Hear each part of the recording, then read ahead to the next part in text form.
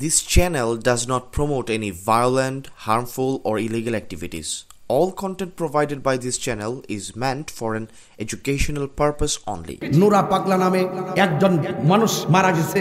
যদি তার জীবনে অন্যায় করে থাকে, তার জীবনে যদি শিরিক করে থাকে, তার জীবনে যদি ভণ্ডামি করে থাকে, তার জীবনে যদি কোনো ধরনের কুফরি করে থাকে, সরাসরি বহির্ভূত করে থাকে, সে যদি একদিন করে থাকে, এক মাস করে থাকে, আপনি মুসলমান হিসেবে দরকার ছিল বাংলাদেশের প্রচলিত আইনে তার বিরুদ্ধে ধর্ম অবমাননার মামলা করে তাকে গ্রেফতার করানোর কথা বলেন, ঠিক কিনা?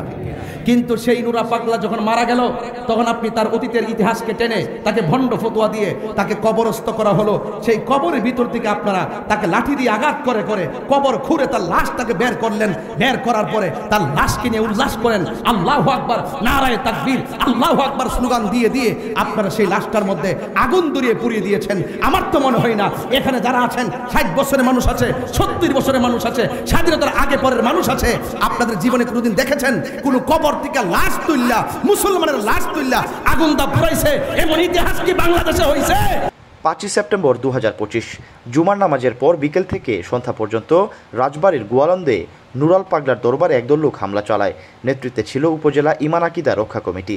তারা শরীয়ত পরিপন্থীভাবে দাফনের অভিযোগ তুলে নুরাল পাগলার লাশ কবর থেকে তুলে এনে আগুনে পোড়ায়।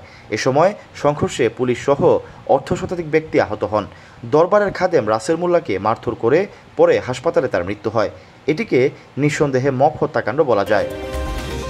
এই ঘটনায় নিন্দা জানিয়ে অন্তর্বর্তীকালীন সরকারের বিবৃতি 5 সেপ্টেম্বর রাতে গণমাধ্যমে পাঠিয়েছে প্রধান উপদেষ্টার প্রেস উইং। বিবৃতিতে বলা হয়, এই অমানবিক ও ঘৃণ্য কাজটি আমাদের মূল্যবোধ, আমাদের আইন এবং একটি ন্যায়ভিত্তিক ও সভ্য সমাজের মৌলিক ভিত্তির উপর সরাসরি আঘাত। কিন্তু পুলিশের গাড়ি ভাঙচুরের ঘটনায় অজ্ঞাত 3,500 ব্যক্তির নামে একটি মামলা দায়ের ছাড়া দৃশ্যমান কোনো ব্যবস্থা নিতে এখনও দেখা যায়নি। প্রশ্ন ওঠে, ধর্মের নামে সংঘটিত মব অপরাধ দমনে রাষ্ট্রের এমন নরম অবস্থান কেন? ঈমান আকিদা রক্ষা কমিটির ব্যানারে কারা এমন বর্বর ঘটনা ঘটিয়েছে? কারা মঞ্চে বক্তব্য দিয়েছে? কারা সংবাদ সম্মেলন করেছে? তাদের রাজনৈতিক পরিচয় প্রশাসনের অজানা নয়। সমাজবিজ্ঞানী ম্যাক্স ওয়েবারের ভাষায়, যখন রাষ্ট্র মবকে দমন না করে সহিংসতা চালাতে দেয়, তখন রাষ্ট্র তার মূল দায়িত্ব পালনে ব্যর্থ হয় এবং নাগরিকেরা নিরাপত্তাহীনতায় ভোগে। এর দুর্বলতা আদর্শগত অপরাধের সঙ্গে জড়িতরা কাজে লাগায়, সমাজে নিজেদের অবস্থান শক্তিশালী করে, নাগরিককে জিম্মি করে বিরোধী মতকে দমন করতে থাকে। রাজনৈতিক বিশ্লেষকরা বলছেন, রাষ্ট্র যখন অপরাধীদের বিচার করে না, তখন দায়মুক্তির সংস্কৃতি তৈরি হয়। এতে অপরাধীরা নিশ্চিত হয় যে তাদের কোনো শাস্তি হবে না। সাম্প্রতিক সময়ে এই সংস্কৃতি দৃঢ় হয়েছে। এসব ঘটনা প্রমাণ করে রাষ্ট্র ধর্মীয় ও রাজনৈতিক আদর্শগত অপরাধ দমনের ক্ষেত্রে নিরপেক্ষ নয়, বরং পক্ষপাত দুষ্ট আচরণ করছে।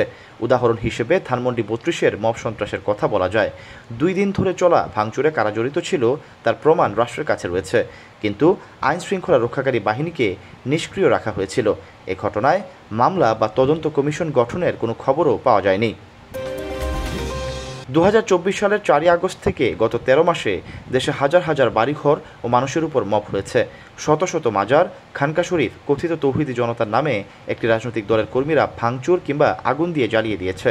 প্রতিটি ঘটনায় অসংখ্য ভিডিও ফুটেজ থাকা সত্ত্বেও কার্যকর ভূমিকায় দেখা যায়নি, অভিযোগ করেন ইসলামী বক্তা মোহাম্মদ গিয়াসউদ্দিন তাহেরি। যারা এই ঘটনার সাথে জড়িত, অনতি বিলম্বে তাদেরকে আইনের আওতায় আনতে হবে। কথা বলেন, ঠিক না বেঠিক? আমরা দেখেছি বিগত 24 সালের 5 আগস্টের পরে আমাদের 90টা মাজারের মধ্যে আগুন ধরিয়ে দেওয়া হয়েছে। সেদিন থেকে ওই দিন থেকে যদি সরকার তাদের লাগাম টেনে ধরতো, আজকে কবরের ভিতর থেকে লাশ টেনে আগুন ধরাই দিত না। কথা বলেন, ঠিক কিনা বলেন? আমাদের 95টা মাজারের মধ্যে আগুন লাগাই দেওয়া হয়েছে। এই দেশে ইসলাম এনেছেন আল্লাহর ওলিগণ, এই দেশে শান্তির বার্তা ঘরে ঘরে পৌঁছে দিয়েছেন আল্লাহর ওলিগণ। সেই আল্লাহর ওলির মাজার যখন আগুন লাগাই দিয়েছেন, বুঝতে হবে আপনারা ইবনু আব্দুল ওয়াহাব নজরীর এজেন্ডা এই দেশে বাস্তবায়ন করতে চান। কথা বলেন, আহলে সুন্নাত ওয়াল জামাত এগুলো বরদাস্ত করবে না। শান্তিতে কথা বলি, ভদ্রভাবে কথা বলি, খানকায় বসে আমরা মুরাকাবা মুশাহাদা করি, আমাদেরকে রাজপথে নামতে বাধ্য করবেন না বলে দিলাম। রাষ্ট্র যখন অপরাধীদের বিচার করে না, তখন দায়মুক্তির সংস্কৃতি তৈরি হয়। এতে অপরাধীরা নিশ্চিত হয় যে তাদের কোনো শাস্তি হবে না। সাম্প্রতিক সময়ে এই সংস্কৃতি দৃঢ় হয়েছে। এসব ঘটনা প্রমাণ করে রাষ্ট্র ধর্মীয় ও রাজনৈতিক আদর্শগত অপরাধ দমনের ক্ষেত্রে নিরপেক্ষ নয়, বরং পক্ষপাতদুষ্ট আচরণ করেছে। গত 8 জানুয়ারি রাতে ময়মনসিংহ নগরে প্রায় 200 বছরের পুরনো একটি মাজার ভাঙচুর করা হয়। পণ্ড করে দেওয়া হয় উরসের কাওয়ালি অনুষ্ঠানও। 27 জানুয়ারি দুপুরে জোহরের নামাজের পর তেজগাঁও কলেজ মসজিদ থেকে মুসলিম নাগরিক সমাজ ও ইমাম খতিব উলামা পরিষদ ব্যানারে 50 থেকে 60 জনের একটি দল একটি মিছিল বের করে বাতিলের আস্তানা ভেঙে দাও গুড়িয়ে দাও স্লোগানে তারা রাজধানীর আনোয়ারা উদ্যানে কুতুববাগ দরবার শরীফের উরসের প্যান্ডেলে হামলা চালায়। এমনকি উরসের জন্য আনা গরু ছাগল চাল সহ বিভিন্ন সামগ্রী লুট করে নিয়ে যায়। গত 28 ফেব্রুয়ারি দিনাজপুরের ঘোড়াঘাট উপজেলা মাজারে আগুন দেওয়া হয়েছে। দাও দাও করে জ্বলছে মাজার, সেটি সামনে রেখে হামলাকারীরা নামাজ পড়ছেন। এইভাবে প্রতিদিন কোথাও না কোথাও এমন ধর্মীয় উন্মাদনা দেখা যায়। সব মিলিয়ে দেশ এখন আধুনিক আইয়ামে জাহেলিয়ায় প্রবেশ করেছে। আধুনিক জাহেলিয়াত নামে একটি বই লিখেছেন আবু আবদুল্লাহ মুহাম্মদ হুমায়ুন কবির। তিনি লিখেছেন, আদমের অন্তরকে জুলুমাত আর গুমরাহিতে বিষয়ে দিতে শয়তান কখনো ইসলামের মৌলিক বিষয়গুলোতে জাহেলিয়াতের মিশ্রণ ঘটায়, কখনো বা আগ্রাসন চালায় মানব জীবনের প্রতিটি পদে ও পরতে।